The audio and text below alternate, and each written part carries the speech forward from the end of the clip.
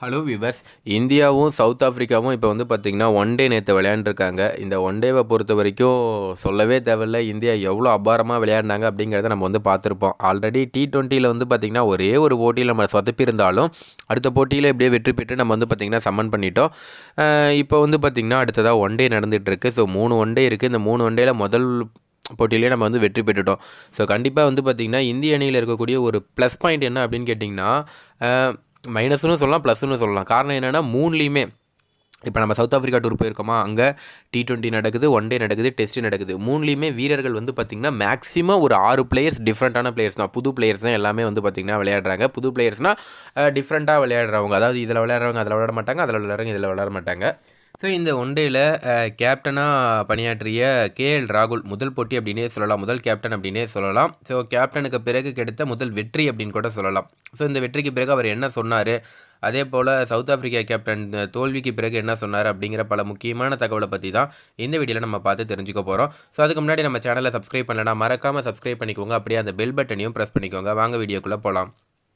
So தென்னாப்பிரிக்கா மண்ணில் முதல் வெற்றியை கேப்டனாக பெறுவதில் மகிழ்ச்சி என்று இந்திய அணி கேப்டன் KL ராகுல் அவர்கள் தெரிவிச்சிருக்காருங்க. அதாவது தென்னாப்பிரிக்கா அணிக்கு எதிரான முதல் ஒருநாள் போட்டியில் இந்திய அணி 8 விக்கெட் வித்தியாசத்தில் அபார வெற்றியை பதிவு செஞ்சுருக்குங்க. இந்த போட்டியில் டாஸ் வென்று முதலில் பேட்டிங் ஆடிய தென்னாப்பிரிக்கா அணி 27.3 ஓவர்களில் வெறும் 116 ரன்கள் மட்டுமே எடுத்து ஆல் அவுட் ஆகியது. இந்திய அணியின் இளம் வேகப்பந்து வீச்சாளர்களான ஹர்ஷீப் சிங் 5 விக்கெட்டுகளையும் ஆவேஸ் கான் 4 விக்கெட்டுகளையும் வீழ்த்தினார் என்பது குறிப்பிடத்தக்கது.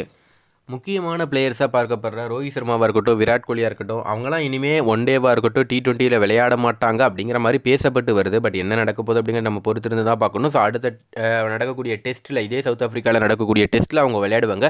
பட் இதில் வந்து விளையாடலை அப்படின்னே சொல்லலாம். அதுக்கப்புறம் வந்து இளம் வீரர்களை வச்சு விளையாண்டுருக்காங்க. ஸோ என்ன தான் இளம் வீரர்களை வச்சு விளையாண்டாலும் எப்படி விளையாடுவாங்க அப்படிங்கிறதுல நமக்கு வந்து ஒரு கேள்வி, பயம் இருந்துக்கிட்டே தான் இருந்தது. என்னடா முக்கியமான பிளேயர்ஸ்லாம் இல்லை, இவங்களுக்குலாம் என்ன பண்ணுவாங்க அப்படிங்கிற மாதிரி இருந்தது.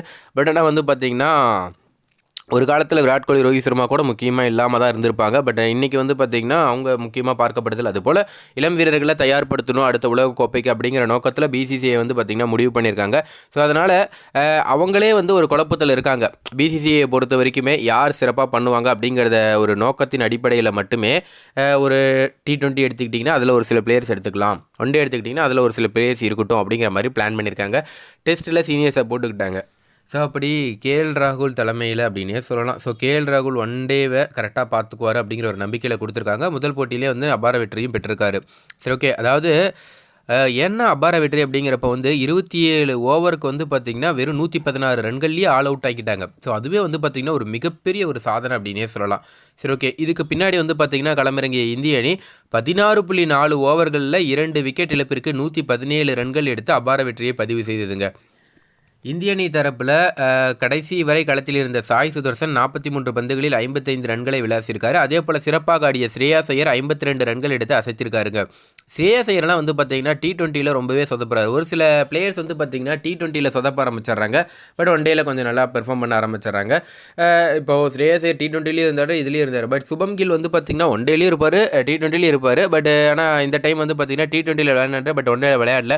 ஸோ அதில் சொதப்பனதுக்கு காரணம் அப்படின்னு கூட பார்க்கலாம். ஸோ இதன் மூலம் இந்திய அணி வந்து பார்த்திங்கன்னா ஒரு 3 போட்டிகள் கொண்ட ஒருநாள் தொடரில் 1-0 என்ற கணக்கில் இப்போது முன்னிலையில் இருக்காங்க அப்படின்னே சொல்லலாம். ஸோ கடந்த முறை தென்னாப்பிரிக்காவுக்கு சுற்றுப்பயணம் செய்து KL ராகுல் தலைமையில் இந்திய அணி விளையாடிய போது ஒரு போட்டியில் கூட வெற்றி பெறவில்லை. ஸோ இந்த போட்டியின் மூலம் தென்னாப்பிரிக்கா மண்ணில் KL ராகுல் முதன்முறையாக கேப்டனாக வென்றுள்ளார். இந்த வெற்றி குறித்து கேப்டன் KL ராகுல் பேசுகையில், இந்திய வீரர்களின் செயல்பாடுகள் நினைத்து ரொம்ப மகிழ்ச்சியாக உள்ளது. நிச்சயம் தென்னாப்பிரிக்கா மண்ணில் வெற்றி பெறுவது கொஞ்சம் கூடுதல் மகிழ்ச்சி தான். ஆல்ரெடி ஒரு வாய்ப்பு கொடுத்து அந்த வாய்ப்பில் தோற்ற பிறகு மீண்டும் அந்த வாய்ப்பு வந்து பார்த்திங்கன்னா கிடச்சி அதில் வெற்றி பெறுறது அப்படிங்கிறது வந்து சாதாரண விஷயம் கிடையாது. ஒரு அளவற்ற மகிழ்ச்சி அப்படிங்கிற மாதிரி சொல்லியிருக்காரு. அது மட்டும் இல்லாமல் கடந்த முறை நாங்கள் வந்தபோது ஒரு போட்டியில் கூட வெற்றி பெறவில்லை. நாங்கள் எதிர்பார்த்ததை போல் அல்லாமல் இன்றைய ஆட்டம் மொத்தமாக ஆச்சரியமளிக்கும் வகையில் இருந்தது. ஸ்பின்னர்களை விரைவாக கொண்டு வர வேண்டும் என்பதே எங்களின் திட்டமாக இருந்தது. ஆனால் இளம் வேகப்பந்து வீச்சாளர்கள் அனைவரும் சிறப்பாக செயல்பட்டனர். இன்னும் சொல்ல போனால் லைன் மற்றும் லென்த்தில் ஒழுக்கமாக இருந்தனர். ஸோ அதே போல் வந்து பார்த்திங்கன்னா இந்த ஆடுகளத்தில் பால் வந்து தொடர்ந்து ஸ்விங் ஆகி கொண்டே இருந்தது. இந்திய அணியை பொறுத்தவரை தொடர்ந்து அதிக அளவிலான கிரிக்கெட் போட்டிகளில் விளையாடி வருகிறோம். இதனால் எப்போதும் ஒரே ஒரு வடிவிலான கிரிக்கெட்டுக்கு தான் முக்கியத்துவம் அளிக்கப்படும். தற்போது எங்களின் கவனத்தில் T20 மற்றும் டெஸ்ட் கிரிக்கெட் மட்டுமே உள்ளது. ஒவ்வொரு வீரரும் இந்தியாவுக்காக சிறந்த ஆட்டத்தை வெளிப்படுத்தி வருகிறார்கள். சர்வதேச கிரிக்கெட் அனுபவத்திற்கான வாய்ப்பை அவர்களுக்கு கிடைத்துள்ளது. ஸோ ரொம்பவே மகிழ்ச்சியாக இருக்குது அப்படிங்கிற மாதிரி சொல்லியிருக்காரு. அது மட்டும் இல்லாமல் இந்த போட்டியில் வெற்றி பெற்றது எங்களுக்கு மேலும் ஒரு கூடுதல் ப்ளஸ் பாயிண்ட், அடுத்தடுத்த போட்டியில் வெற்றி பெறத்துக்கு ஒரு மிகப்பெரிய உத்வேகமாக இருக்கும் அப்படிங்கிற மாதிரியும் வந்து பார்த்திங்கன்னா அவர் வந்து பதிவிட்டிருக்காரு. இது மட்டும் இல்லாமல் வந்து பார்த்திங்கன்னா தென்னாப்பிரிக்கா கேப்டன் வந்து மிரண்டு போய் இந்திய பவுலர்களை பார்த்து மிரண்டிருக்கிறதா வந்து அவரே சொல்லியிருக்காரு. அப்படி அவர் என்ன சொல்லியிருக்காரு அப்படிங்கிறத பார்க்கலாம் வாங்க.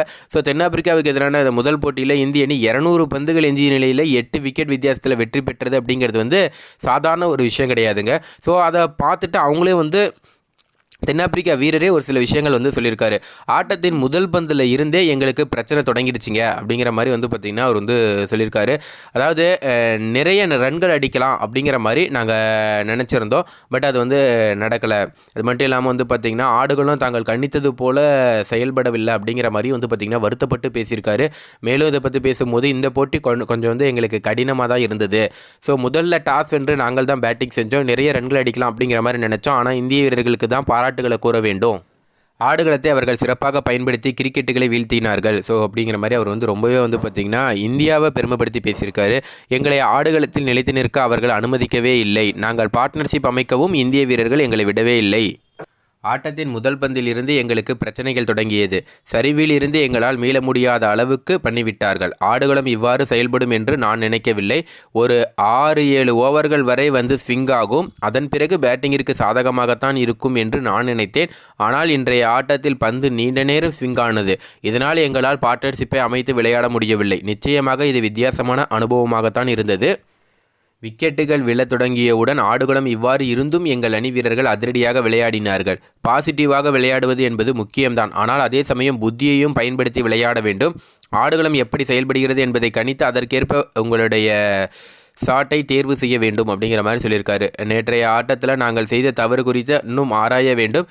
ஸோ பந்து ஸ்விங் ஆகும்போது நாங்கள் அதை வந்து பார்த்திங்கன்னா எப்படி கையாளணும் அப்படிங்கிற விஷயம் வந்து நாங்கள் நிறையவே கற்றுருக்கோம். இருந்தாலும் வந்து பார்த்திங்கன்னா அந்த ஆடுகளத்தில் நம்ம விளையாடுறோம் அப்படிங்கிறப்ப வந்து பார்த்திங்கன்னா அதற்கான பயிற்சி, மனப்பயிற்சி அப்படிங்கிறது கொஞ்சம் தேவைப்படுது அப்படிங்கிற மாதிரி வந்து பார்த்திங்கன்னா அவர் வந்து சொல்லியிருக்காரு. ஸோ அது மட்டும் இல்லாமல் இவரை வந்து என்ன கேட்டிருக்காங்கன்னா, இதை அடுத்து மீண்டும் வந்து பேட்டிங் செய்வீர்களா அப்படிங்கிற மாதிரி கேள்வி எழுப்பப்பட்டது. இதுக்கு வந்து என்ன சொல்லியிருக்காருன்னா, நிச்சயமாக மாட்டேன் அப்படிங்கிற மாதிரி வந்து பார்த்திங்கன்னா ஏடன் மார்க்ரம் வந்து பதில் கொடுத்திருக்காரு. ஸோ இந்த தகவல் தான் தற்போது சமூக வலைதளங்களில் ரொம்ப வைரலாக போயிட்டுருக்கு அப்படின்னே சொல்லலாம். ஸோ நேற்றைய போட்டி நீங்கள் பார்த்தீங்கன்னா நம்ம பவுலர்ஸ் எப்படி சிறப்பாக செயலாற்றினாங்க அப்படிங்கிறது நீங்கள் பார்த்துருப்பீங்க.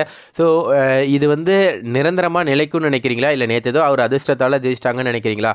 உங்களோட தனிப்பட்ட கருத்து என்ன அப்படிங்கிறத கீழே கமெண்ட்டில் பதிவு பண்ணுங்கள். ஏன்னா வந்து இப்போ ஒவ்வொரு போட்டியில் அப்படியே ஆட்டம் தலைகீழாக மாறுறதுக்கான வாய்ப்புகள் நிறையவே இருக்குங்க. ஸோ அதனால தான் வந்து உங்களுடைய கணிப்பு எப்படி இருக்குது, ஏன்னா நேற்றைய போட்டியிலையும் சொதப்பினவங்க இருப்பாங்க.